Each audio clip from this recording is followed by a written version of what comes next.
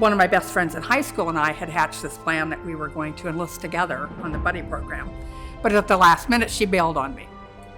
But I was pretty desperate to get away and get my adult life started, so I went ahead and went through with my plans. My grandfather had served in Europe during World War I. My father had served in Normandy in World War II. My brother had enlisted because it was during the time where they were still had the draft going. I thought, well, the military will help me get my education. I will hopefully get to see some of the world and get away from the cornfields in Indiana. And I knew that my family would take pride in my doing that if I succeeded. I was out to myself when I was very young, before I was even school age. But I wasn't in an environment where that was necessarily safe or full of opportunities. I really didn't think too far around the parameters of being lesbian or what that would mean in the military until I went down and went through all my physical and got all those questions that they ask you about, have you ever been in a relationship with someone of the same sex? So I did the most sensible thing and I just lied and said no. So that was sort of my introduction of, oh, there might be some consequences to this and I will have to really watch as I go.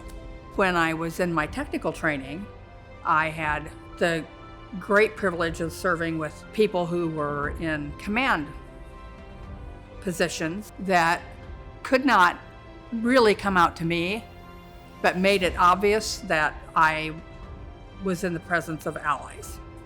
And so I felt like I had some people that were looking out for me. At the same time, I had a friend who had been turned in for being a lesbian by a straight woman that thought she was being too friendly. And so I got pulled into that whole thing, and I got questioned by the Office of Special Investigations, which was scary because I knew that if things turned badly, it was going to be the end of my enlistment. And I didn't want that to happen. I didn't want to go home and feel like I was humiliated and ashamed because I didn't think there was any reason for that. And I got through that and I was okay. So then my first assignment was a year and a half in Japan. Once I was kind of out of the training and I was like doing a real job, I made friends and I started playing softball. And those were my people. I will always be proud to have served my country. I don't forget it. I really support and encourage people and thank all of them for their service.